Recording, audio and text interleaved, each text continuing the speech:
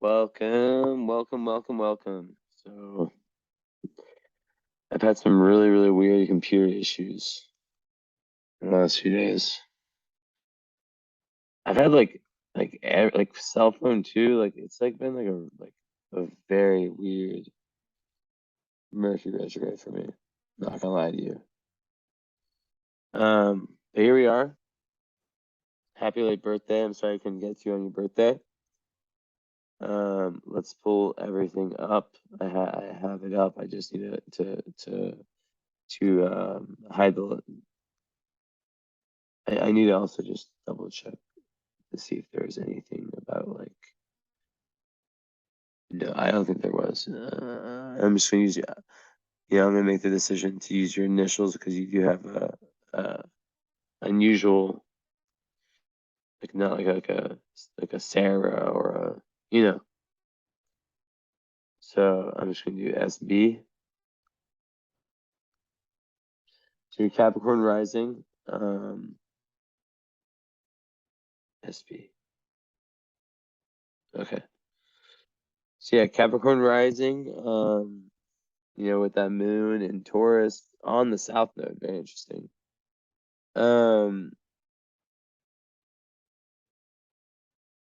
And then Sun in Libra. So, Saturn ruled chart, Sun in Libra conjunct Pluto. So very powerful Libra. I have a client, a consistent client who has this, who's like a very, very successful, business kind of woman who kind of like lives in the men of world, the world of men in a certain way, like has that like kind of like that dominant, that ability to just like command respect from men, like in the corporate world and stuff. And she's a Libra with the Pluto. She's been like on like the Wall Street Journal and stuff, and so I will reveal about her.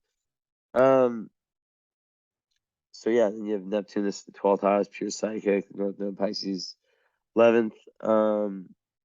Main aspects, nothing bad with the moon besides, nothing crazy aspect wise that I'm seeing. Venus, nothing bad. Mercury, nothing horrible. Mars, literally like, I have to like double check it. It doesn't show me all the aspects. So is there anything in? Nope. I guess you have Sun square ascendant. So the Libra Sun squares your ascendant, and you have Pluto square ascendant. But yeah, overall, like not and you have the nodes square Venus. Okay, so that's some love stuff, some past life love stuff that you're trying to figure out. With Venus in the 8th house. Okay, in Leo. Okay, I got you. And then Mars in Gemini. So in the 6th house. So okay, just overall, like having a sun. Let's just start with like Sun and Moon, their relationship, right? So Moon in Taurus is all about stability. It's all about like having it's a very strong. It's a dignified moon, or not dignified, exalted moon position. It's a position, of stability. People with Moon Taurus, they like to have things kind of be a certain way. The big warning sign. I mean, it's a very good moon sign, very capable of meeting its own emotional needs. And that's why, like, if you see my rankings on my page, it's like best to worst moon sign, in my opinion, which obviously is not fucking objective at all. I think Taurus is always like 1 or 2 because Taurus, the moon likes to be, Taurus moons are in touch with their emotions, they're in touch with their body. They and they tend to like have this natural kind of groundedness within themselves. Now, with that said, there is a massive need with this to not fall into ways of being that are kind of like what I call like stuck, right? Like Taurus doesn't like to take too many risks. Oh, I disappeared. Awesome. God, I swear the Mercury retrograde. But now it's frozen. Okay, I need to fix my camera. 1 second. Yo, why? This has never not worked. Yeah, there's a need to like not be too much in like there's a need to not be too conservative and to allow yourself to take risks, which is a big part of your life purpose with your North Node in Scorpio. You're really meant to surrender and to try things that might make you feel uncomfortable. 1 second, I need to fix my camera. It's still giving me problems. All right, I'm back to it. Let's get this back going. So yeah, if I lose my voice during this reading, no good. Okay, I'm gonna share the screen. I like to kind of stick in that shared screen mode for readings a lot. I like to meditate. You know how I am. I like to get into my zone. Then move my computer down here. Meditate. Have my eyes closed, laid back, walk around, use my crystals, all that stuff. I'll pop in and out with my face. But yeah, that's kind of just like how I've been doing readings lately, and I've found great success to that method. So why change a working something? Why change a working plane? This video did crash. Super profound. Okay, I'm just getting situated here. Alrighty. This over here.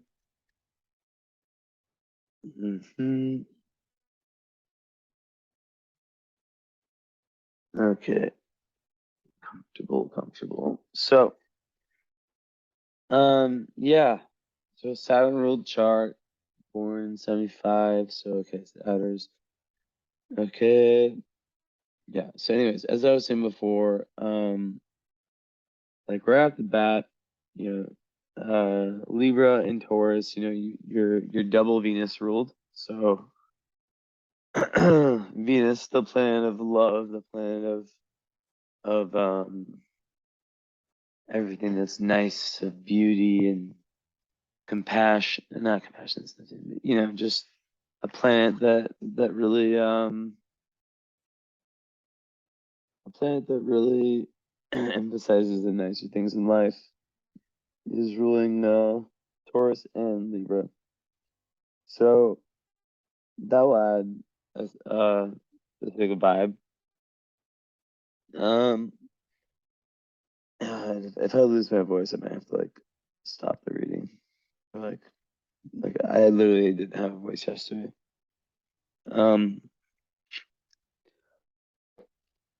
Anyways, yeah. So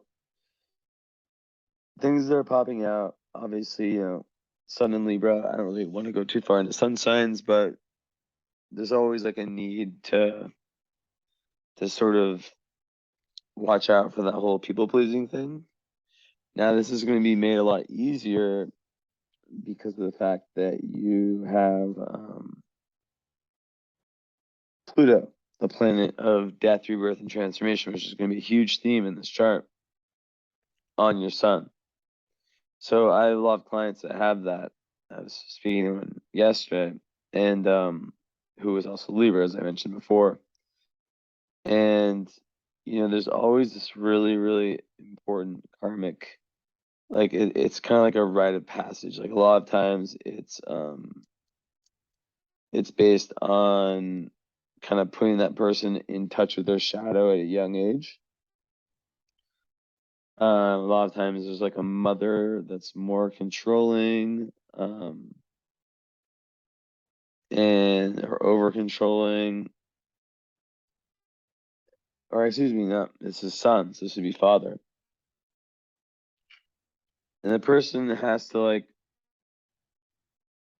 almost they have to learn to live with these energies of with these themes, not energies, these themes of power, powerlessness, And a lot of times they can spend time, you know, trying super hard for success and like, you know, prove everyone wrong type energy. And the whole, you know, real spiritual key is to find the power within through shadow work. So that's like the interesting part of the duality there with Libra and Pluto, which is like Scorpio, is that one of them, you know, doesn't like to rock the boat while the other one does. So what can happen is that there can be like someone who like on one end is like very like giving and, you know, doesn't want to upset people. You know, the whole Libra thing, you have to watch out for codependency in relationships. But once they reach that evolutionary point, which is like completely all about the shadow work that Pluto's talking about, they find within themselves like that real value, you know? They find within themselves that real strength and there's real resources. And it can be through things like astrology, like psychology, like anything that helps you understand your depths better, right? That helps you understand your complexities as a human, you know, that differentiates you from, you know, if there was any like kind of programming in your early family environment. And I think like with anyone who has Taurus and Venus or Taurus and Libra as their sun and moon, there's definitely gotta be, there should be some emphasis on creativity and on bringing beauty to the world and to your own life in whatever ways, you know, you feel you resonate with most.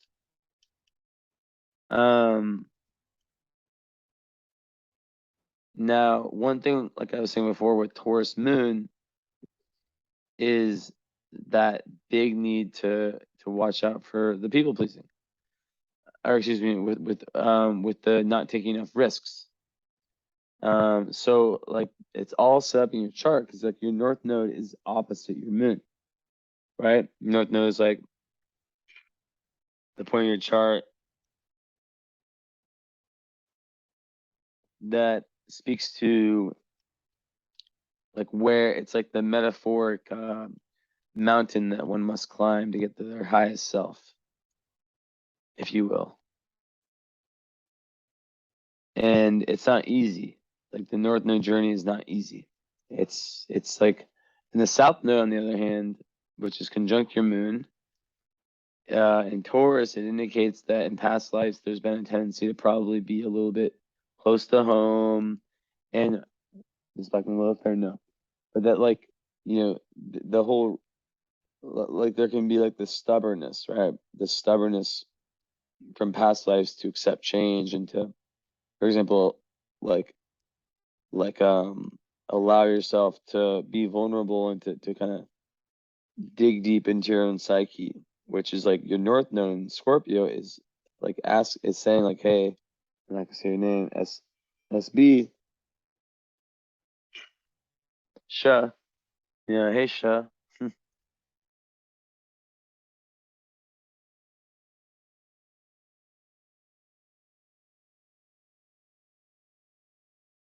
Okay, I don't know what just happened.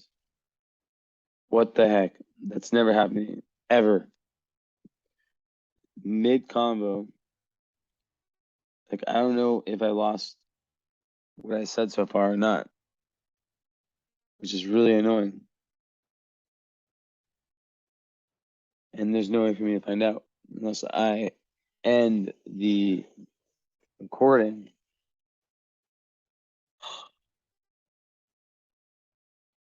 I need to pause this and see. Okay, well, I think that because my computer didn't die, and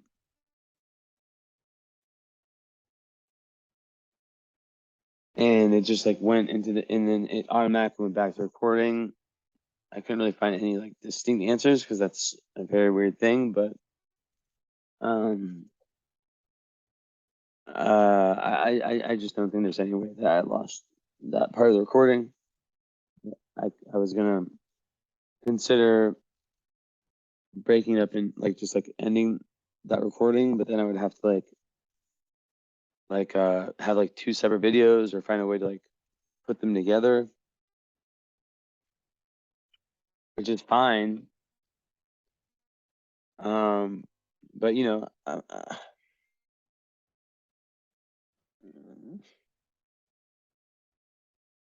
I'm just gonna take the risk and hope that I just don't. I mean, I don't think that I could have lost anything. Like it just like recording, and then I lost the audio in my headphones. I was like, what's going on? And then the Zoom thing like went away, and it's like reconnecting, and then it automatically popped back open, and then it like didn't say record for a second, and then it said record. So maybe I just lost like a little bit. But anyways, as I was saying, yeah, just like there's that big need to dive into the shadow, like so many of my clients. Sip of water 1 second.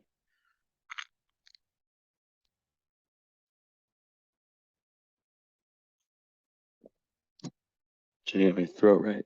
Ooh, that did help. So,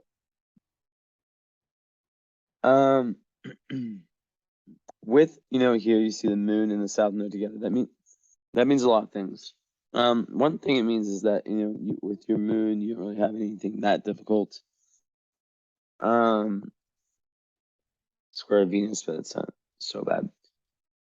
I would say there's definitely like a lot of like important karma with your mother. You guys were probably together in a recent past life, and I see it as good karma. I don't see any bad aspects. I mean, the South Node ruler is Venus. Actually, interestingly, the South Node ruler, Venus, squares the South Node. So there could be some interesting karma there. Like, I don't want to sound weird, but maybe you guys were like lovers or something in a past life. Or there's some unfinished business around like love for each other, like regardless of whether what capacity it was in. And yeah, kind of just like a need to like balance karma out in terms of like love for each other. Like yeah, handling karma, but it's not like a square; it's conjunction. So you guys, I think like maybe you guys there's like a very like big sync between your guys's karmic purposes, and at least your guys's like karmic purposes, like with like between each other. But yeah, like North Node Scorpio people are very intense. They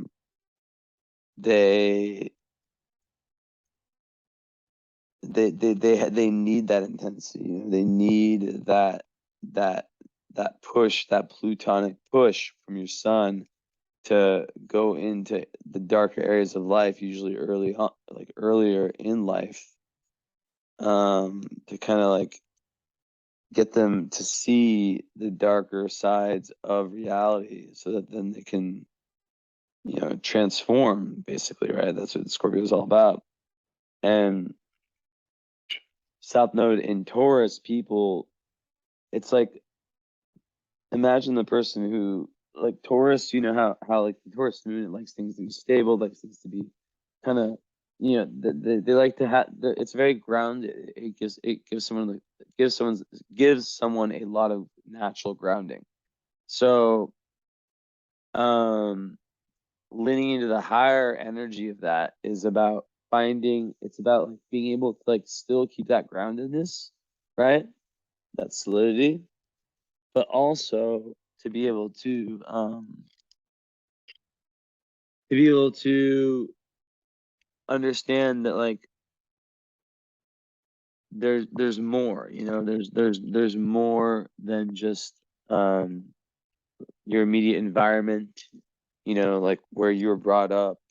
I guess I don't know if you're from Byron Bay, but I don't want to like guess anything, but from what I know about Byron Bay, it seems like kind of a place that like a lot of people move to.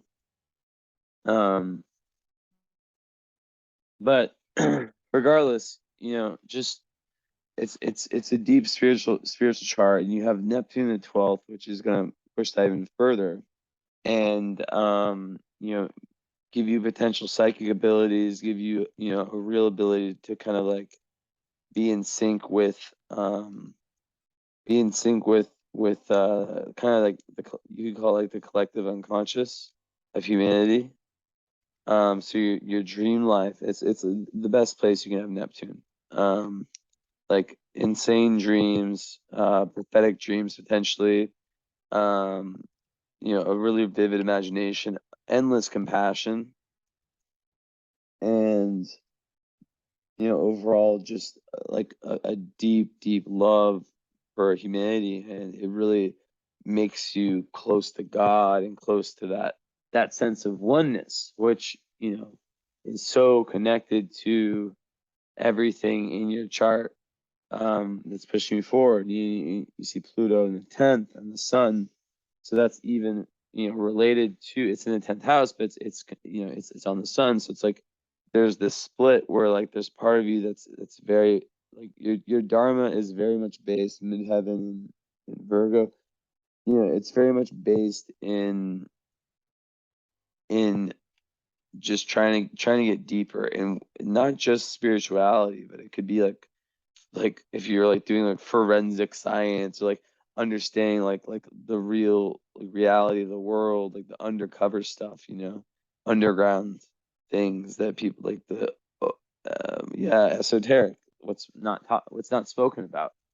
um so it's really important to understand that not everyone's going to be like that. Not everyone's going to have that sense of duty, right? Because also 10th house Sun, like that, there's this massive sense of duty in whatever career or dharma you choose that you feel like is like your purpose in life. Like whenever you know, and if you found that already or whether you haven't, um remember, I do readings for people, like I don't take into consideration unless it's like a kid or something, age as much. I'm telling you like how I would give you this the same way at 20, 30, 40, 50, 60, whatever. But there's this deep need to really find meaning within your like, I don't like to say career, like what you do, like dharma, like what you do on like a big, on an outer level perspective. And with North Node in the 11th house is about humanitarianism. It's about the collective. It's about finding like-minded people. And I think that's a big thing for you too, with Uranus there in the 11th also. And we'll talk in our live, our follow-up, which I think you got. How there's definitely like a need to, there's definitely a need to find like-minded people where the connections help you kind of get into your authentic self more, right? So maybe it's other people who have like a similar life purpose, you know, like where they're also like interested in diving into themselves, and having friends, you know, even just like friends in your environment, the people you surround yourself with, like they need to have like a certain level of depth to them. And this goes everywhere, you know, into your romantic relationships and everything, right? Because you're really not trying to to muck around, as I say, you know, you're really not trying to waste time, and you know, you really want to transform, and it's not always easy. And when you have the wrong people around you, it makes it even harder, especially with the Neptune 12th house. Fortunately for you, as a Capricorn rising, you'll have an outer personality that screams, responsibility and kind of holding people accountable, holding yourself accountable, and mainly, like, Cap risings are amazing when it comes to boundaries, setting and keeping boundaries. So, that definitely has to play out. Now, let me see what Neptune's doing. So it's in the 12th. Okay, so it's not doing anything there. Or yeah, so it's not aspecting anything really. So yeah, like with Uranus, 0 degrees, 11th house, it's like, is it retrograde? No. So yeah, you're really trying to find, to like, the people that you might call your friends, the people that you're closest to, might not be the conventional people. Like you're more interested in how someone thinks and how someone views the world and their philosophies and how they can help you, like, in terms of your individualization, in terms of, and there may have been some program, some type of like programming when you were younger, something that kind of pushed you to be, like, I don't know, it feels like a lot of times it's like growing up in like a very religious household, or just something where, like with the Pluto and the Sun, like maybe the father like expected a lot from you. Maybe he was very strict. Maybe there's even trauma there. But overall, it's about going into that and not running away from it. Because IC is in Pisces conjunct Black and Lilith in Pisces. So, like, I think there's definitely like a level of kind of cloudiness around the childhood, and there's like a need to really go into that to gain a deeper understanding of what happened, what really happened. Because sometimes people who have that, and then with the Pisces Black Moon Lilith, there can also be like this like the lower tendency of escapism, running away from problems, sometimes through substances, other times it's just like not being willing to face reality, not being willing to face that exact thing that I'm talking about, that scorpionic Plutonic need to find to find power within you, as opposed to finding power externally, and seeking that external validation that maybe you didn't get. But the thing that's interesting is that they're both it's a conjunction. It's not a square. It's not an opposition. So, and it's also in the 10th house. So, it could be the case that your father was a very powerful man. It could also be the case your father was a very powerful man, but not in, the good way. But it's very, very hard to make a judgment on that. Let me see what else Pluto's doing. Yeah, not much. So that's one part. So yeah, having that air, having that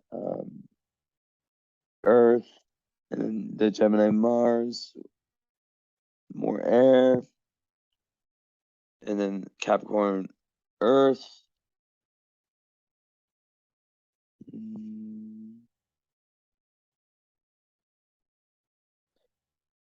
There is a lack of water. And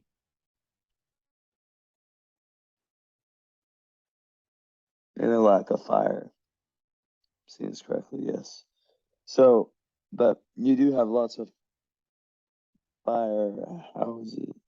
I mean, your moon's in the 5th house, the house of Leo. So that, that's one thing, but still, like, just lacking that energy. Like, when you lack fire, it can be difficult to Sorry for my voice. It's literally talking's annoying. Yeah, it can just be difficult to find that passion and to find those things that really make you feel like like people who have lots of fire, like myself, for example. Like I find something interested in and I just go full on. People who lack fire, it can be difficult for them to really like they can get stuck sometimes, right? And especially with Taurus moon on the south node, there can be a tendency to like be very like to be too easily satisfied with like the normal life. In this life, it's like trying to push you to something abnormal, something that you haven't experienced. So you're meeting different people and circumstances that push you towards this depth that um, it doesn't even necessarily feel like a choice. And the key to it is surrender. The key is to surrender and to some like in certain ways like admit like to that the sense of like, and it's not weakness of just not being able to control, like control is something that will come up a lot for someone with a chart like that. So I'm curious how that has played out. So yeah, control huge.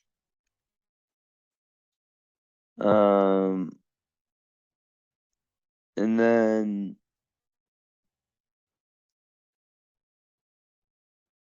finding a creative outlet, massive. I mean, your vertex being there too. In Taurus, there's definitely a need. I mean, like your doorway to higher awareness, higher consciousness is through, being in touch with the inner child, but also, just, and the best way to do that is, one way is actual children, being around children, having children, being connected to your children. Moon fifth house would give someone a very deep connection to their children. I also have moon in fifth house, no children though. But like like just like children's one form of creativity, right? So it's like it can be like if you're an artist, right? um so it can be so many different things, but there's definitely a big need for the outlet. um so Chiron in Aries is interesting. Okay, that part of the chart's interesting. So the fourth house, like there's like this energy of like of Jupiter expansiveness, like someone who's very like gung ho in terms of their movement towards finding, like truth, like that ultimate truth. Um, they can be very so like lacking fire. I talked about it, but having Jupiter there will help a lot of that. Even though Jupiter is a middle planet, Jupiter in Aries can be a very powerful energy, so it can help that. Um, and then lacking water, I have to talk about that. But Chiron and Aries, that speaks about how there's like some type of pain around you expressing that kind of childishness and you expressing that inner child per se. Maybe when you're younger, like there was such a serious kind of like approach in your household that you felt that when you tried to like move forward and do things independently, like you're kind of being held back and told what to do and controlled, and it made you and so like Chiron and Aries is all about reclaiming your power, and that can be done through like physical outlets, because Aries is very physical. It can also be done through, being a pioneer, being a risk taker, being an adventurer. But there's definitely a need um to do inner child work and to have partnerships also that help that process out, that help you, cats are fighting, that help you feel more like that child version of you, so you can connect to that version. um because with lots of earth, sometimes there can be that stagnancy that can come up.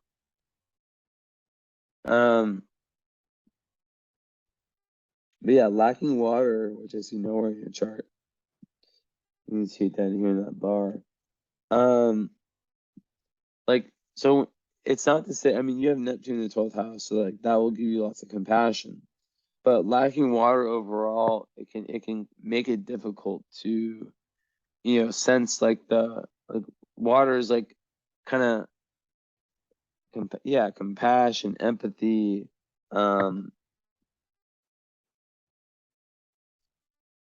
intuition, being able to just look at someone and kind of tell. But like having the Neptune in 12th house really, really helps you there. It's kind of like a savior. But yeah, usually people who lack water, it's really good for them to live by water, to take baths, to do all that kind of stuff, right?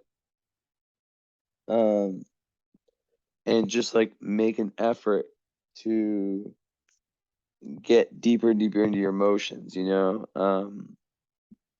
cry about things, let emotions out as they come up. Super important. Even if it's like finding like a movie that makes you cry and like forcing yourself to cry. That could be very, very healing. Just letting the energy out. Whatever, like doesn't matter how it's done. But Taurus moons typically, even though it's earth sign, it's it is feminine, it's close to water, like in the sense that like earth and water are feminine, fire and air are masculine. So yeah, the Taurus moons, they typically do know how to meet their emotional needs. Let's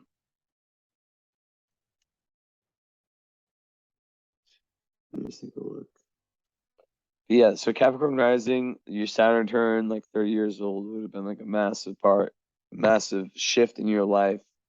You probably like really like by the end of it really felt like a big regain in power, a regain in sense of self.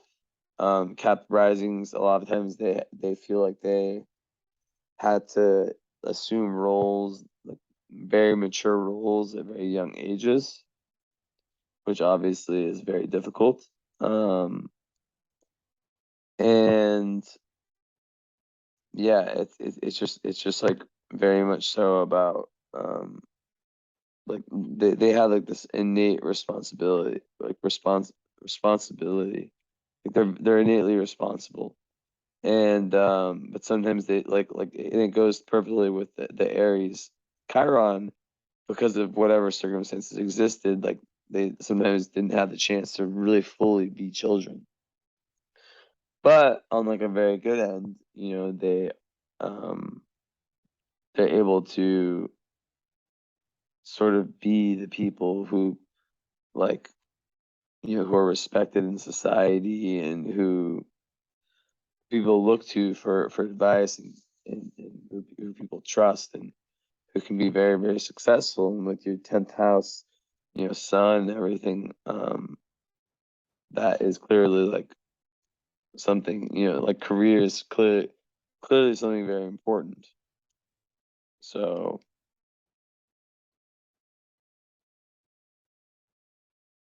that is big. Yeah, some Leo. Oh, yeah, some Leo Venus in the 8th house. Okay. I also want to talk about just like Libra in general, like with your Mercury, which I think is on your Mercury is on Spica, which is like very, very good for anything related to communications. I'll look more into it after, but that kind of gives definitely like Mercury, how you think. It can be very, very good for communication, for thinking, for having a very broad mind, and it's good for it's just like a very lucky planet to have. Like anything important touching it to the degree like your Mercury is very important. But overall, like with just on its own, that energy, it goes back to like, like the work one needs to do in order to have boundaries in relationships, and not be codependent, to not be thinking too, like putting themselves down at the expense of other people, stuff like that. But yeah, Libra, Mercury's tend to think and communicate very like it's all about being fair and being very diplomatic in their speech and in the way that they come across. The opposition with Jupiter can indicate someone who might put too much, like they might like promise more than they can really like actually do. It's like the Superman syndrome, like I can do anything, and they promise things and they can't follow through on them. So, and also like excessive risk taking. So those are things to watch out for. But yeah, like okay, Mars and Gemini, let's talk about that. So Mars is like kind of like it's like your power, right? It's like where you find your power. So in Gemini, I always say people with Mars and Gemini, they find their power within their words. Like they're amazing with their words, and they're able to use their words as weapons. And when it comes to partnerships, they're definitely like looking for someone who they can, communicate. Like they have an active mind, and they really want to communicate a lot with their immediate environment, and even siblings, and with partners. It's very important that they have partners who they feel like there's that intellectual connection like exists, it's there. And without that, it's very hard to feel satisfied in a relationship. But also with relationship, just the Taurus moon in general. I was just telling my client yesterday, like, so important for them to just know, like, that, like, they're not here to bullshit. They're not here to like muck around. They're not here, like, they need something solid. Something solid, but also something that like that like where there's like a very solid foundation, but also something where they feel challenged to not just stay put in that archetype.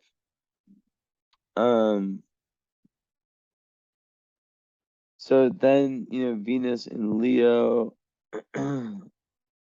that creates someone who, their love language is very based on, wanting to be, like really shine in relationships, have relationships that they can be very, very proud of. They're attracted to shiny things and luxury and the finer things in life, and they generally want to. It's in the 8th house too, which is very, very, very like deeply passionate, romantic, and also very, very good for studies of the esoteric and the occult, which I think that's another really great way for you to make up for that lack of water, which maybe would have played out earlier in life more. So yeah, but overall, like, Saturn's there too, Juno's there too. So that house, that area of life, so like early on, like with Saturn 8th house, a lot of times there's like a fear of intimacy, a fear of getting too close to Saturn, doing anything. Yeah, you really don't have that many hard ass, like that many, like you have like no hard, like what I consider like really difficult aspects. Maybe like Mercury opposite Chiron can be difficult, of course, because like you can feel as though your way of thinking and your way of communicating was like shunned, and that there's like deep pain around that when younger, and you have to kind of like reclaim that in some type of way. refined, it can create someone who doubts their own thought process. I already talked to the Chiron and Aries. So it's really like lots of reprogramming in this life, you know. So I'm very curious like how the childhood was and what narratives were pushed and so forth. But yeah, Leo, Venus and Leo, it creates someone who in relationships likes to have fun. You know, they don't like to just have it be boring and this, that, and the fourth. Like they like things to stay light and fun. But then it's like this real mix of that Leo light and funness, Venus with that eighth house, death, rebirth, transformation, and that playing out in relationships. So I would imagine very light relationships that suddenly turn very intense and yeah, like I mean it's all over your chart, this Scorpio energy. And I think relationships are another area of life that push you further into understanding, you know, into that dark night, what's it called, dark night of the shadow, dark night of the soul, excuse me. So very key, very key, very, very, very key. So yeah, it's like a mix of stability and eighth house Venus, in love. It's not like, because the Leo love is more of fun loving, as I said, maybe there's a creative passion that you guys have in common, but then also there's an energy where it's meant to go deeper, right? It's not meant to be surface level. So very crucial stuff. But yeah, with the Saturn in the eighth house, I would just say you know, just making sure to what's good about it is that, okay, so early in life it is difficult, right? Because it makes someone kind of very serious, I guess you could say, in terms of their approach to they might fear what's hidden, and fear that even things like astrology and spirituality, they might there might be some real inhibitions around that. But later on, after the Saturn return, they tend to develop a more, I guess you could say, a more serious approach to studying these matters, which can be very, very good. And so with Venus there and Saturn, you know, because eighth house is also about joint finances and just joint resources in general, right? So on one end, it's yeah, this very kind of serious energy, or excuse me, this very not serious, restrictive energy, right? Saturn in the eighth house can push back inheritances. It can make it where there's a level of difficulty in terms of you kind of pursuing, a difficulty in terms of you anything legal, anything that relates other people's resources. There can be this real pushback from the universe, but then Venus there kind of counteracts that, and it can make one who marries someone wealthy, or who, you know, in some way, or who does get inheritance, but maybe there's issues around the legal parts of it, right? So that's one thing. But yeah, just in terms of the general energy of it, the eighth house Venus, from a love perspective, as I've said, it's someone who doesn't want to just who it's someone who wants to go into the deepest depths of love, you know, two souls becoming one, which is ultimately you know, what Scorpio is about, in a sense, really, really intimate.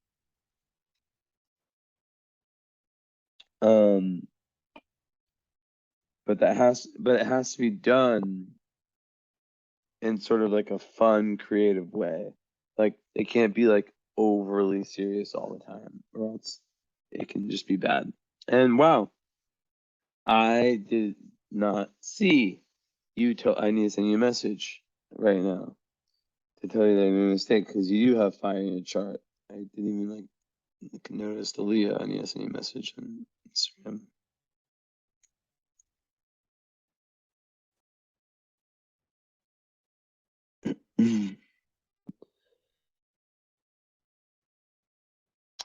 Hey, so I'm doing your chart right now. It's been weird just because like I lost connection at the start, and I'm praying that like everything was recorded, like that I didn't miss the first 20 minutes. I guess we'll see. But one thing I just want to say, and I'm like literally filming live right now, is that there there was a mistake I made at the start where I said you didn't have fire in your chart, which you do. You have the Venus and Leo. It's just water that you don't have. So you can kind of disregard that part where I talk about what it means to like lack fire. So I just wanted to kind of put that in there. And I will send you the link when it's done. Okay. So yeah, you do have fire in your chart. So it's just the water.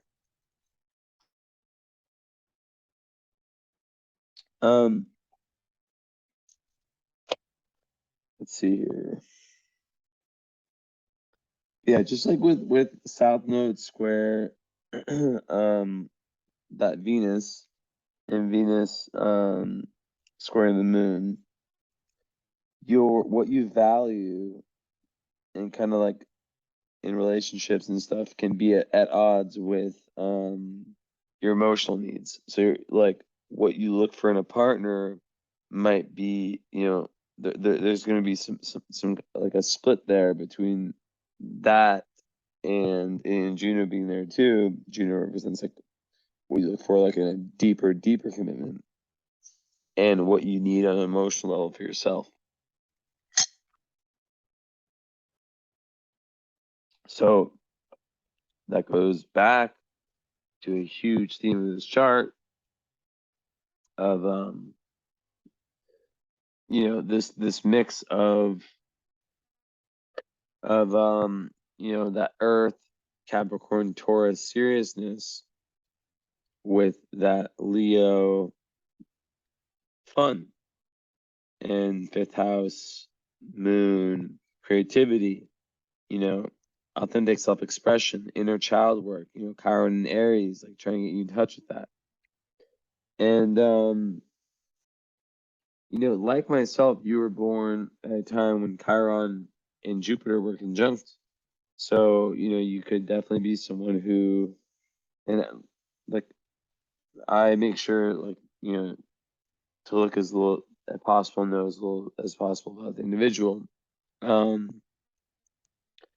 But yeah, there's definitely like potential when I see that for someone who can like be a catalyst for change in the world, especially in the fourth house of emotions.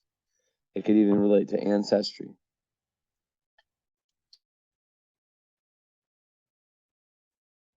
And with all that Pisces on the IC, like I think that there's like maybe there's like a witch tradition, or like some karmic cycle that you're likely trying to break, that's been in your family for a very long time. I swear I say that in these days a lot of my readings. I just think I see Pisces can be very, very, very karmic when it comes to the family. Lots of karma around that.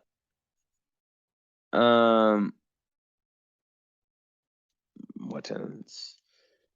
So yeah. You have to watch out for like diving too deep into things. Like when it comes to love, I mean you could very well be married happily with kids and stuff. I have no idea. But there's definitely like it's not every partner, because like it's a particular type of partner that will work for you. because there can definitely be the tendency to like form very, very strong attachments very, very quickly. And you know, with the square of Venus and the nodes, that's just saying that there's unfinished business related to your love life from past lives. I had that too. I know I have the conjunction, but square Pluto, so it's similar. And it just makes it so like all your relationships are very faded, and there's some level of like balance that's needed in them.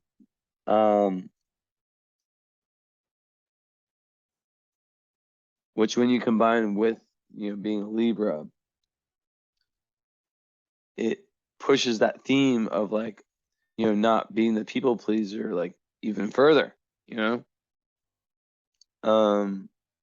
Sticking up for yourself, learning to, like I said with the Capricorn, like really have firm boundaries. And when we go back to the moon in Taurus, you know, the emotional need for Taurus is stability, of course, peace, love, touch, anything that engages like the senses, but also, you know, they really, really need a certain level of beauty in their life. And I just think of like, you know, waking up in like a nice natural kind of like doing like making sure you're doing things like getting into nature, you know, and working with your hands, whether it's like gardening or whatever it is, you know, planting flowers. It will make someone a lot of times kind of a homebody. But then like with the square with the Leo part, you know, like you'll really like someone who you know, like a lot of people who have like the Leo Venus and Juno, like they can sometimes be a little bit vain sometimes in terms of like what they value, like they can, you know, value looks and stuff like that. Voice. But really, like the high energy of that Leo and of that Taurus to bring that square together is about Taurus is about finding values, like a value system, a strong, strong value system that you subscribe to, that you then like that allows flexibility, right? So that's a key. Because like the thing with Taurus is that they are masters at that, right? Taurus moon is master at um finding that value system that they then subscribe to, and they make all their life decisions based off of that. But like imagine if there's like the trap that lots of Taurus people get into is that they create that too young, and there's not enough room for being wrong. And when something doesn't like mix and match well with what that is for them, I'm going down for a second, not lie all the way down. So when it doesn't like mix well for them, like there can be like that stubbornness. So it's like really like if there in any ways that you're stubborn, you really have to look at like, okay, why do I have these beliefs? You know, why, like what stories do you tell yourself within yourself, right? What narratives about you and about the world and about what's possible do you create?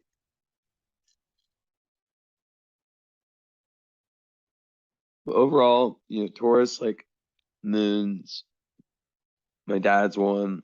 I know several. Obviously, that's the clients. Like they like things to kind of just be chill. Like, they like things to just be easy. You know, they like things to just they like that easy life. And so, but that's a part of you. So it's not. I'm not saying move away from that. What I'm saying is that like when that gets taken too far, that's when your South Node becomes Taurus. Um, like imagine like if you like lived like so many lifetimes where you're like kind of stay in the same place, you know, same routine, husband, family, or wife, family, whatever sex you were. and same friends since high school. Wake up, have your morning coffee, look at like the beautiful area around you, and there's nothing bad about the South Node. That's what people don't get.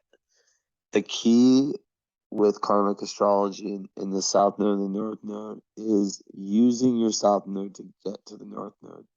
So how can you use Taurus to get to Scorpio? By having such a firm, like you are a fucking rock, such a firm foundation within yourself.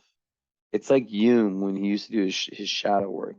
He always said that when he went to those depths, I don't know what exactly what he was doing, but he went to like places within his own psyche that he always said, like, if I didn't have my kids and my family and my position in the world, that solid, like kind of Saturnian, like in this world energy, I would have lost my mind. So it's by having that, it's like the metaphor of being an immovable rock as opposed to a little pebble that gets pushed around by the wind, especially in relationships, being Libra, because you got to watch out for that codependency.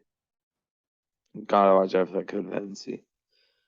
And gotta watch out for being sucked into relationships that don't do like it's okay. It's very good, Taurus moons, like they'll want to have relationships that are consistent, and that they they need that. Actually, it's not a want. They need relationships that I just released a post about this, where they're consistent, that are based, like where they know that person will always be there for them, and not switch up, and not be a risk, not be a flight risk, not be someone who, like a Gemini or Aquarius heavy person, just switches up like that, like boom, bored. But this is my metaphor, the boulder. When you're the boulder, that even if a tsunami hits you, you don't move, that's when you can go into the deep waters, the deep, shallow, dark waters of Scorpio, of 8th house Scorpio, or of Scorpio North Node 11th house. So I'm piecing everything together now. This goes back to individual shadow work, but also I just saw shamanism or something like that.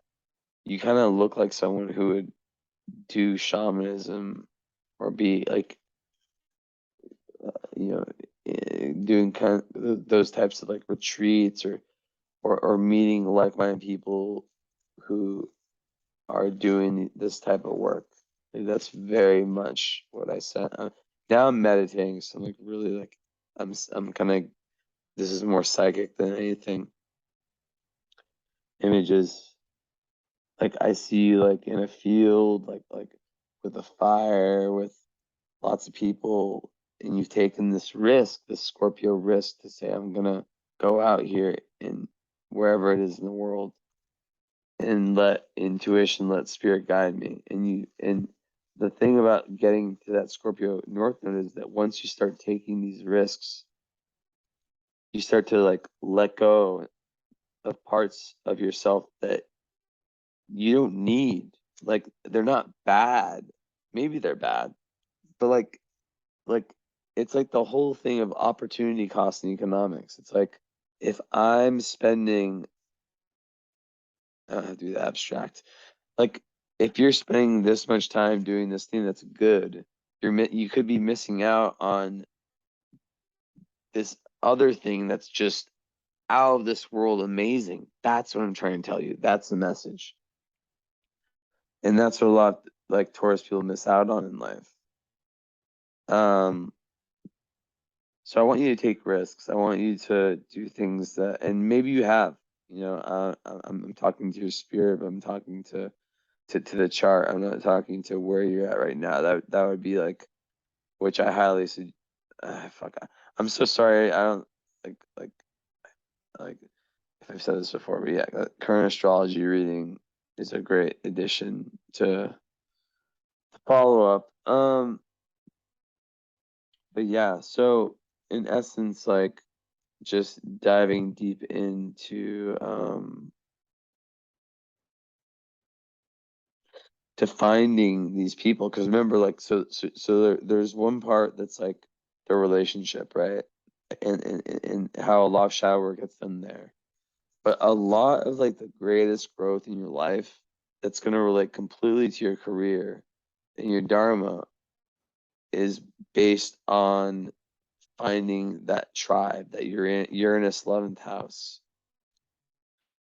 And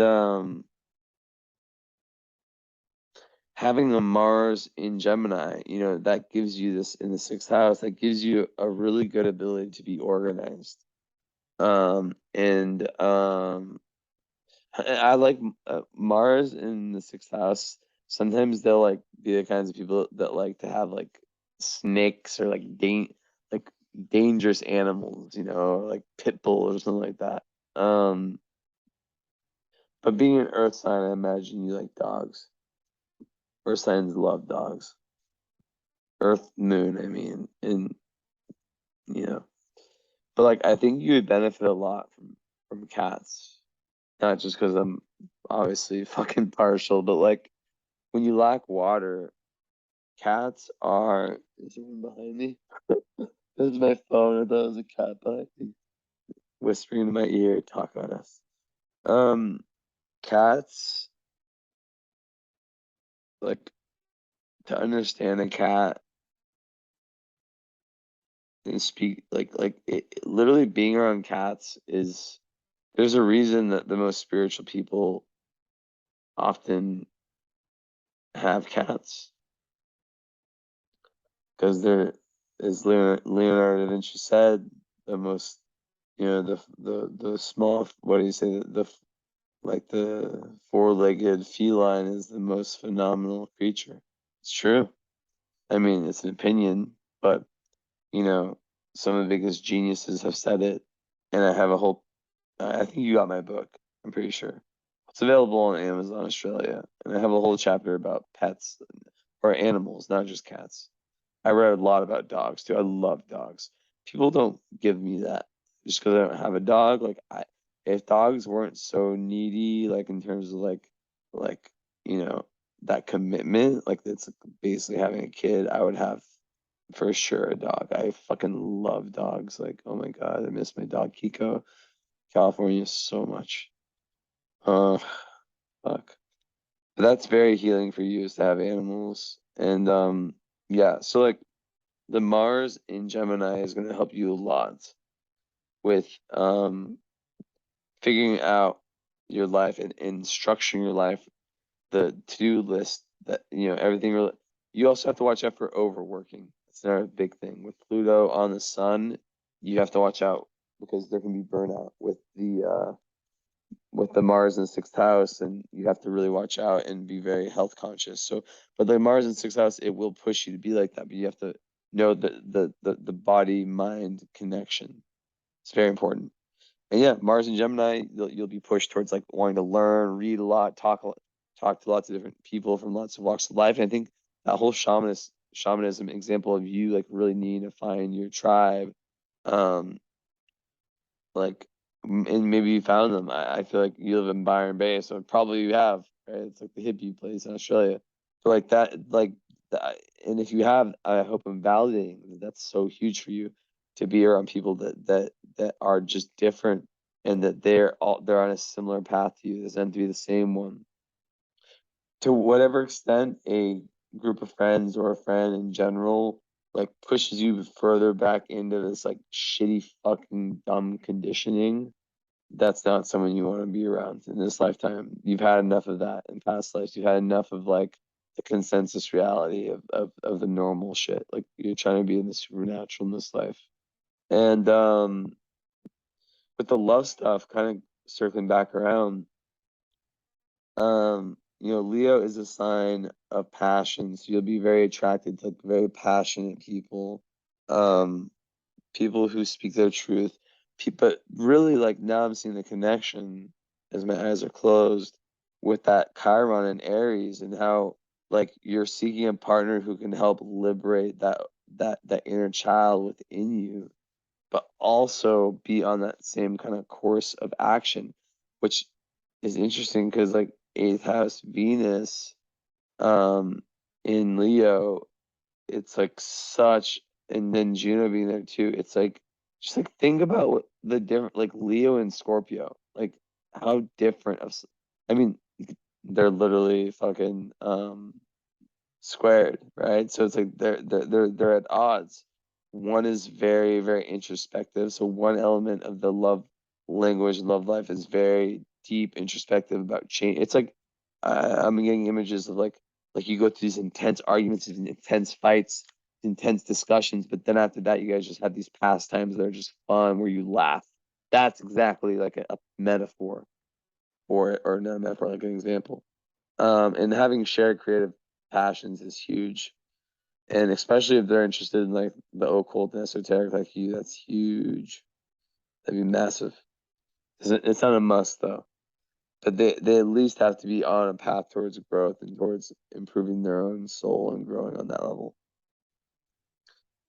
And yeah, Pluto 10th house, like those are the world movers. Those are the people, on the sun who are like meant to fucking shake things up and meant to like have a massive, massive impact on whatever that they decide is worthy of their time and in their career. Like that's where shit goes down. That's where it happens. And so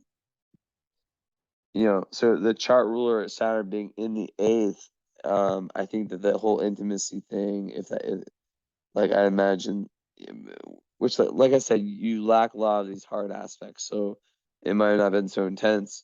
But maybe like finances, for example, like or shared finances or something along those lines, or of course vulnerability, intimacy, that also. But like I think that probably opened up a lot. But I think it's really like a lot related to like studying the occult, the esoteric, and getting past like different like phobias and fears of the unseen, maybe fear of death even. And also, I want to say that like Saturn, eighth house is very good for living a very long life, and Venus would complement that as well. So yeah, when you have Venus in the eighth, it's like having like a flashlight or a lantern in areas that surround the occult, the esoteric. So and having Neptune in the 12th and Venus in the eighth, um, Jupiter in the fourth. Those are literally, it's a grand trine. Um, Elemental grand trine, but there's a trine between Jupiter and Venus, which is a beautiful placement. All the water houses are actually emphasized. So that's helping the water aspect even more, you see. So it's kind of actually figuring itself out. Um, so yeah. But houses are areas of life. They're not energies. So it's about putting yourself in those areas of life that that emotional process can then happen, and that takes risk taking. So yeah,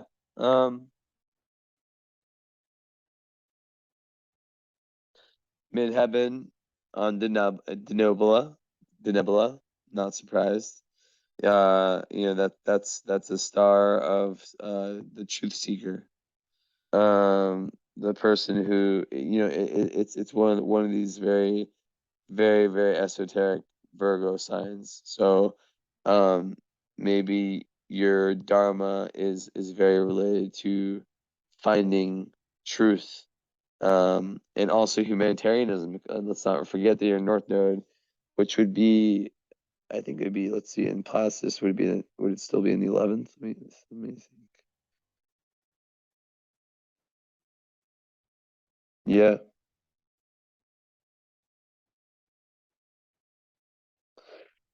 So yeah, North Node in the 11th, it's just like there's this huge, like for you, it's really, really important to take risks when it comes to joining groups, organizations, friends, but also like to like when if you have like any goals that you look at and you think of them as like impossible, to like really trust yourself and have that self-belief.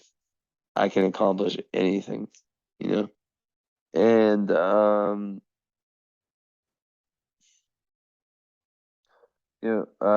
Cancer descendant, which is more love stuff, it speaks further to kind of just like that part of you that wants something very stable, where there's like, like being very in touch with your emotions, and or the partner being very in touch with their emotions, and very, very like lots of stability and just calmness, but also like there is, like I said, relationships are a huge catalyst for you for death rebirth transformation. Not just for death, trust me. I've been fucked up if I said that.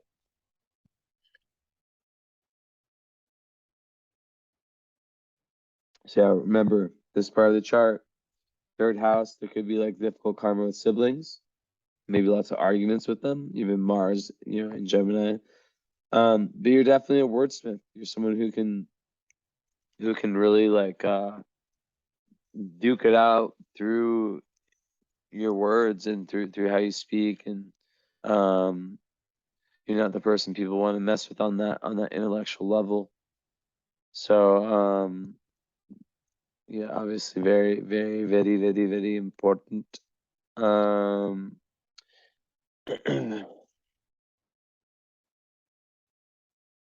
yeah, you're someone who as a healer can heal people on a very emotional level, where once you're healing your childhood, I don't want to say trauma because I don't know if you have childhood trauma, but like your childhood darkness, you're able to be someone who can really like be a leader, a pioneer in some type of field related to helping other people dive deep into their own um childhoods, their own buried emotions. And I definitely see some type of like ancestral thing going on here with that energy. And maybe there's like this tendency or these tendencies in your family that you've noticed that you picked up on. But I don't see like really, really bad energy with you, and like at least your mother. I mean, there's a very big karmic connection. And there's just, yeah, that is for sure. And but like, I really think of that moon and south node as like representing like how comfortable it is for you, and how so much been there, done that, in relation to just like what I've said a million times in this reading, like kind of just taking the route that's just more predictable. So yeah, it's about taking that, and being that boulder, and that boulder being when you're that boulder, you can go into any kind of I don't know if it's like an ayahuasca ceremony. I'm not saying you should do that.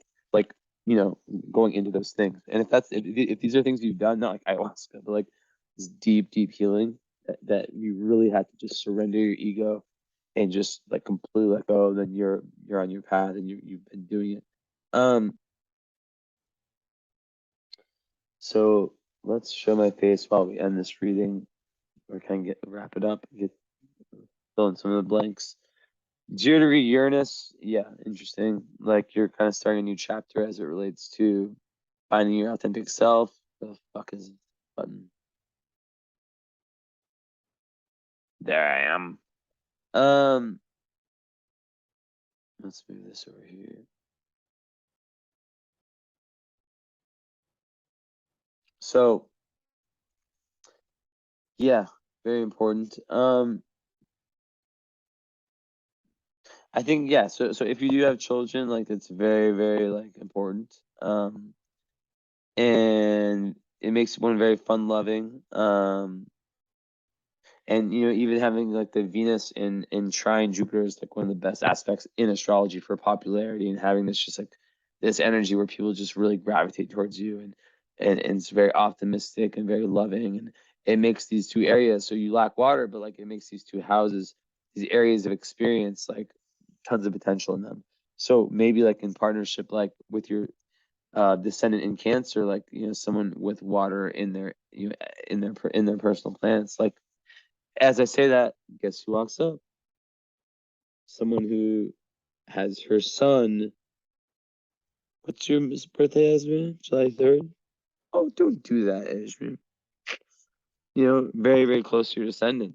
So, and Esme's very in touch with her emotions. And now she's very, get off me, Aries, Mars. But yeah, okay, let's see. I see like you as a very lucky person, like very good karma, lots of luck in lots of areas of life, especially communication, writing could be huge. But yeah, just like the whole moon at odds with the Leo, Venus and you know like Leo, Venus, and Juno together. It's just like saying it's really like that Leo archetype. You really like that, you know. And Venus 8th house is very good for attracting external resources. As I said before, right? And like really enjoying the transformations that you're pushed towards. It's very, very good. And really, like I said, intense relationships.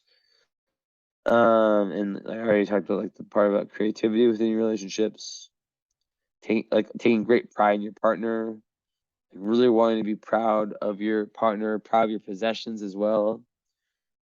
And then, you know, Juno being there, it's the same thing. It's like, you know, on a deeper, even deeper level for partnership, you're interested in, you know, really growing and changing with your partner. Deep sexual intimacy, which, you know, getting past that Saturn, which could come from trauma. And yeah, you want a partner who you take pride in, who takes pride in you, who notices you, fun, romance, creativity, all that within a relationship. And Saturn, the chart ruler, which is it's at 0 degrees. Wow. So 2 0-degree planets, Saturn 0 degrees. So this is like kind of a new karmic, like it's a very new karma this lifetime for you. And that's why there's kind of like less of these like really difficult aspects. I think it's like you're really focusing on your spirituality in this lifetime and channeling that into your dharma, into what you're doing. But yeah, so like yeah, it can make one like yeah, fear, like even though you like know deep inside and this has changed after Saturn return, but like yeah, just fearing these like really intense close relationships, overwhelmed by intimacy and sexual expression. And like by like doing what you're doing now, probing deeper and deeper and deeper, like things get better and better. Okay, so part of fortune is conjunct Regulus. We'll see about that. Okay, let's open up the stars. Yeah, I just think that there's like there might be like some type of like curse in the family. I'm not when I say that I'm not sure. I just think like Black and Lilith, I see it's like 4th house. Like there's definitely some real darkness, some real karmic passed on darkness in the family. It's important for you to not like give into that. Okay, and I also want to talk about you know, Palace, which, you know, is in the 3rd house. Palace is about like, you know, the wisdom seeker, intellectual pursuits. Um, so it's kind of like about like sun, it's a very Uranian, like Shen, like sun changes and shocks. And yeah, it's like it rules like higher understanding of different things and basically that energy, it can be very disruptive, destructive. It's one of the 4 like most important asteroids. Juno is one of them. So yeah, it's very fast, quick, and it's also like, you know, in the 3rd house in Pisces. So Palace 3rd house, it creates a very intelligent person who's very eager to acquire knowledge, very keen communication skills, like I said, with your Mars in Gemini, and lots of like very creative ideas. And in Pisces, it gives like a very meditative mind, someone who can like merge um their mind. This is like exactly with your Neptune in 12th house with the universe when they're able to ground, which you can do. And like really wanting to like heal the world through your words, right? And definitely like linked to some form of artistic expression. And then Vesta,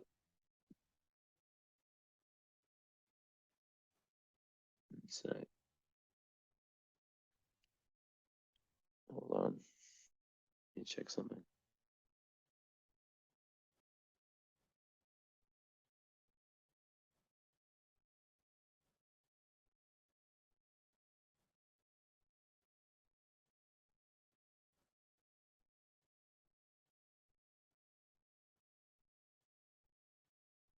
One sec.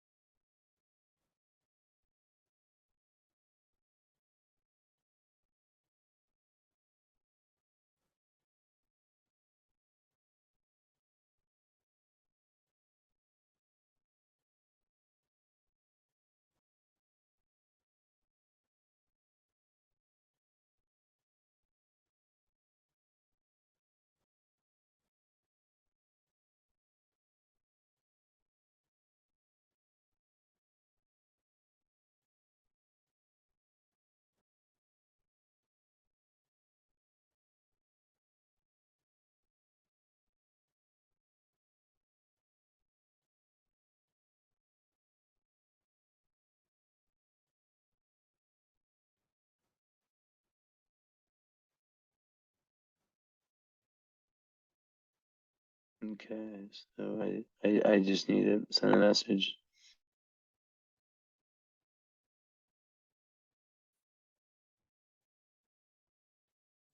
Yeah, I'm gonna pause this.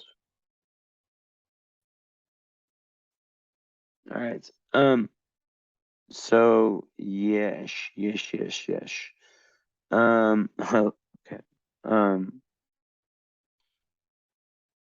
Yeah. So I'm just looking at something really quickly. So then where is, okay, now I have way too many fucking planets showing, or asteroids showing in stars. So we talked about the nebula. Okay, yeah, so Ceres, so Ceres, Pallas, Juno, and Vesta. So Ceres in the sixth house. Ceres is like very like it's like very like a nurturing energy, kind of like it talks about like, so for you in the sixth house, like you care for your loved ones a lot by ensuring that like if you have kids, like the daily routine runs smoothly, and you feel nourished by taking care of all like within yourself, like by taking care of all like that daily details, like the sixth house stuff they talked about, like chores, work, health, all that stuff.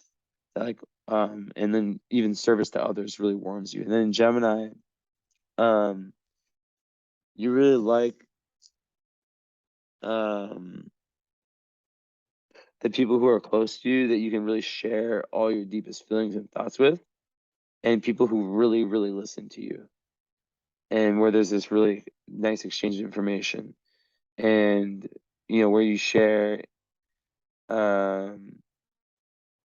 like you basically like you show like your love by how you share information, how you want to teach the people around you. And yeah, so Vesta, second,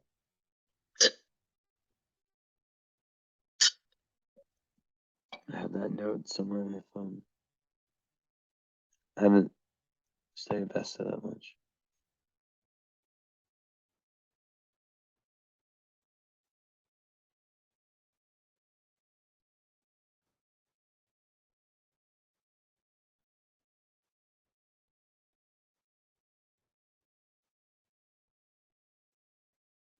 Where is it?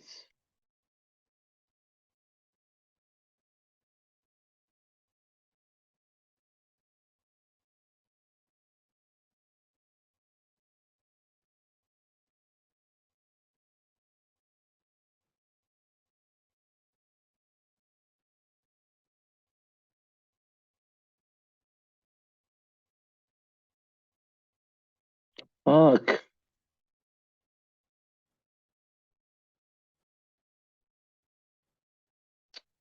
Where did you go?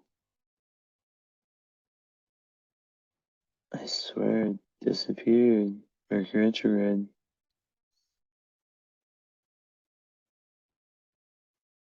Wow.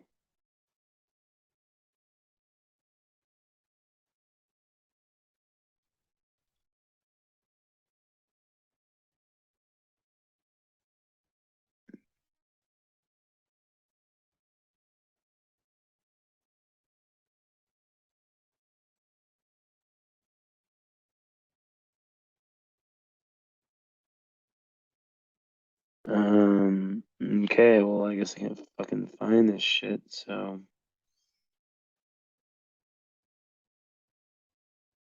Whatever. Well, Vesta is also like kind of lapped in, Vesta is the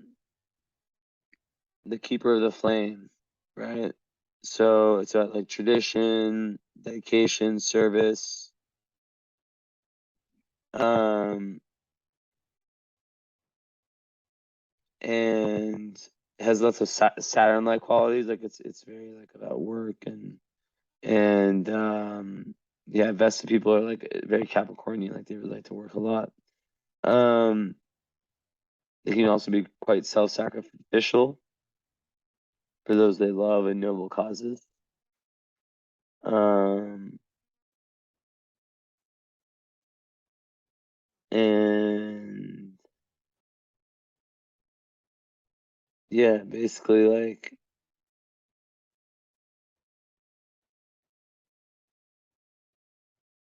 yeah, it's the flame. So having it, which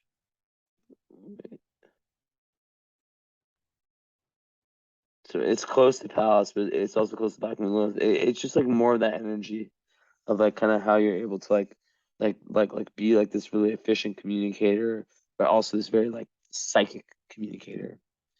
Okay, so moving forward, let's see if there's any big time things going on. Of course, I said that you're.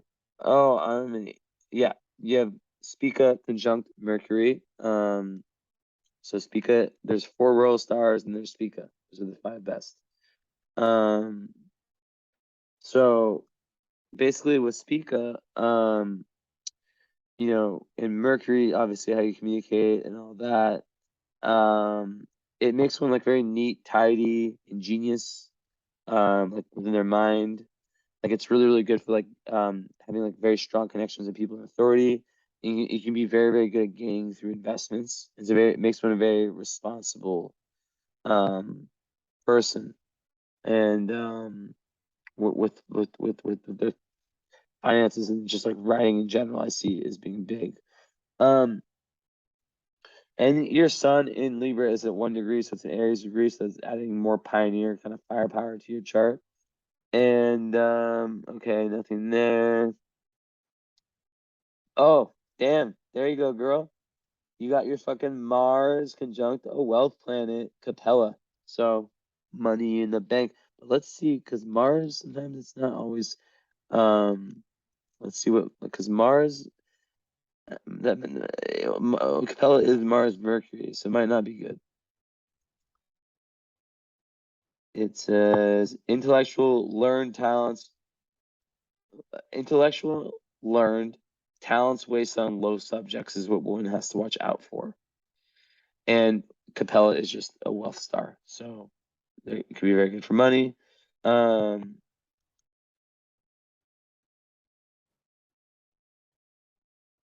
and yeah. Um, Moon.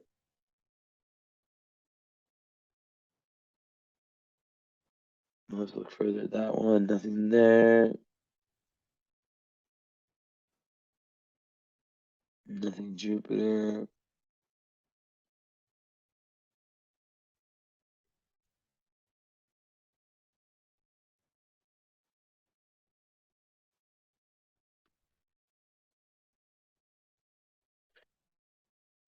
Um,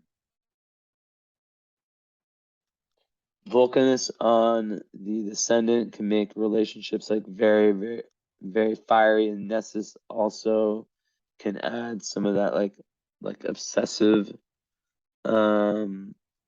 energy, like very just like intense energy in relationships. Potential abuse in relationships is a potential for that.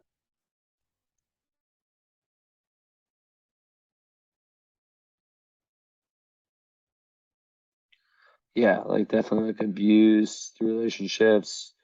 Yeah, like physical abuse potentially. And yeah, and then that's pretty much, let's see, with midheaven. I already talked about that.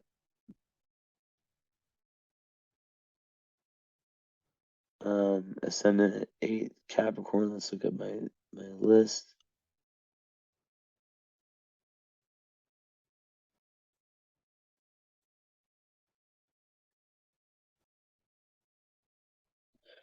Pisces, very, very not like a big one or anything.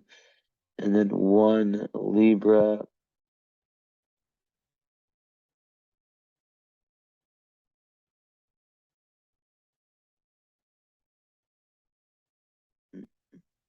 Mm, nothing there. I guess M87, which I think the new moon was like right on that for you. So, oh, there's a lot of information on there.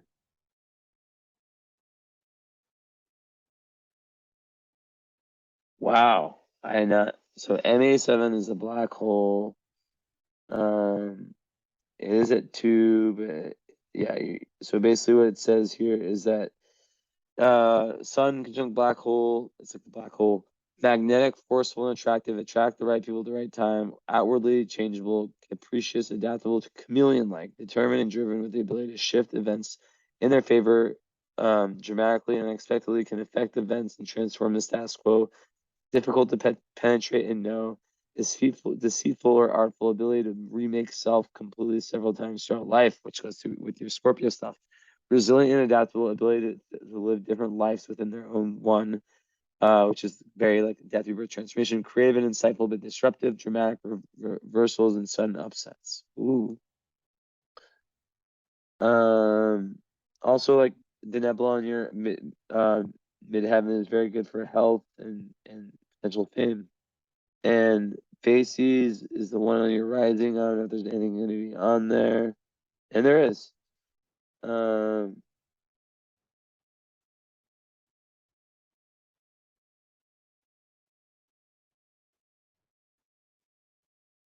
uh, kind of.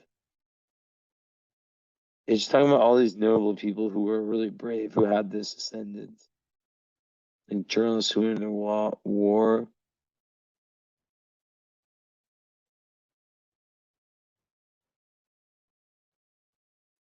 Some controversial people who've like,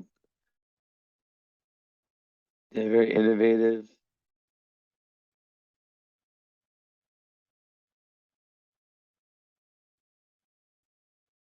very fearless.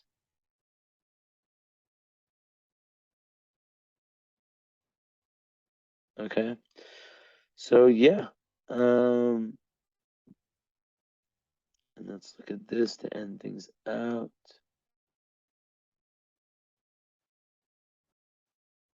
Nope. And last one I'll look at is Mars. I already looked at Mars. Saturn. Oh yeah, I was gonna look at Regulus part, if there's anything on Regulus and Par Fortune. I don't know if there's any information on that.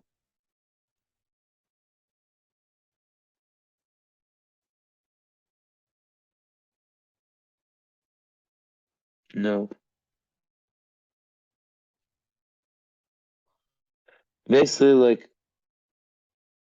being a star is amazing. Like when you're feeling like you're like really express, like expressing your full authentic self-expression while also going into your shadow, that's when you're at your greatest flow state, which should be no surprise to this reading. Okay, I'll look up one more.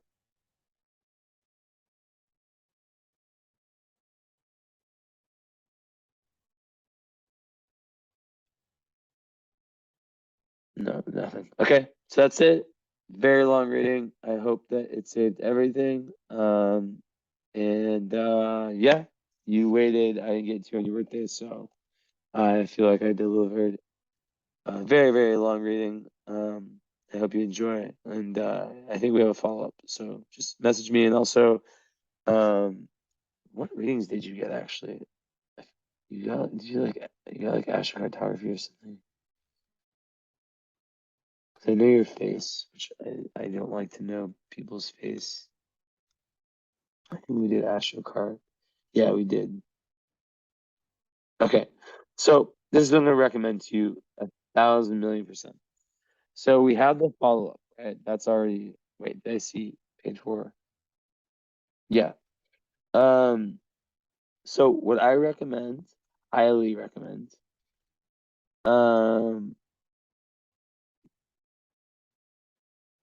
is instead of just doing the one moment. Instead of and this is just like, you know, like what everyone's been doing, loving it. So okay, you have two choices. One, just the follow up. It's an hour where we talk and go over everything of this reading. Option 2 is connecting the follow up with a current astrology reading. So in that reading, like this reading was the book of your life. That reading, and I'll give you a massive discount. Usually it's 260. I'm willing to do it for 200. It's like the current chapter, and it's like, so when you combine the two, like everything is fresh in my mind from your natal chart from doing the follow-up, and then we dive into all of the current transits, the solar return, the progressions, the solar arc, the house, like, you know, like anything massive, like to try to for you to understand like the energetic weather for you over like the next year or so. And it's like the current chapter. It's very important because like imagine like in your chart if you had like Pluto about to be squaring your moon, or Neptune about to be squaring your moon, or Saturn about to be opposing your Mars, or Pluto about to be squaring your Mars or your moon, or Neptune about to be conjunct your sun. Like you would need to know about that. Not want, need. If you have a big one, or Pluto entering your 12th house, there's a million things that can happen. So I highly suggest that. Let me know if you're interested. So yeah, let me know over message if you want to combine those two. And I would just like take a day out of my schedule. It's only you, and that's just what we do. You just go in. I record it. I don't show it to anyone. Like I think I did that with your Astro Cart one. It's just a private video just for you. So let me know. Hope you enjoy. Thank you so much, and